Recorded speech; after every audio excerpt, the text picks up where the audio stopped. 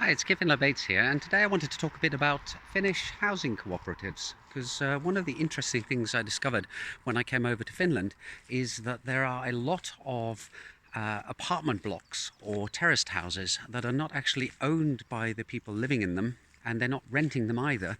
Instead, there's a corporation that manages the building, and the tenants effectively have stock in that company, and holding a particular stock certificate gives you the guaranteed right to live in one of the units of the housing stock. So the that's different from England, where everything is either, you either own it or you're renting off somebody who owns it. And housing corporations are fairly rare. I think it's a sort of part of the socialist way that Finland likes to view the world. But the other particular interesting thing is that the stock certificates are often very, very old, 40, 50, 60-year-old pieces of paper. And when you buy your apartment in the housing cooperative, you have to take great care of that certificate, because it's like a bearer bond. Anybody who owns that piece of paper effectively owns the right to live in the apartment that it's associated with.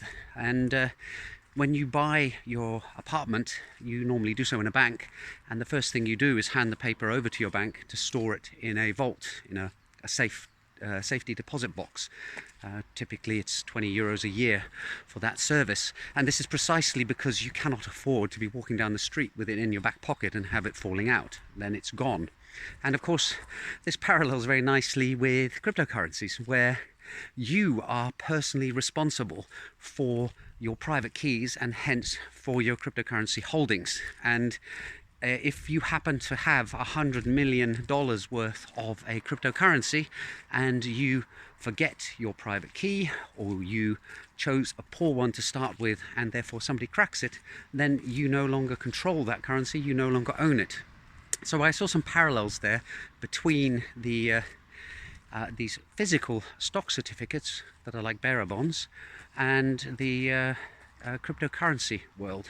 Okay, cryptocurrency is digital, but apart from that, it's the responsibility of the individual owner to take good care of what they own. And that also finally reminds me of the day when I bought my first house and I had a banker's draft to pay for the mortgage.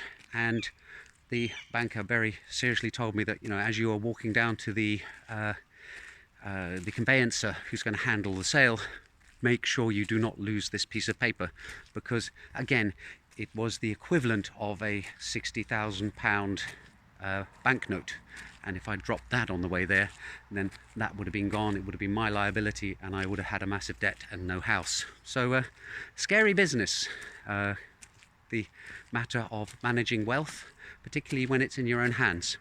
I hope you found this interesting, and see you in the next video soon. Bye for now.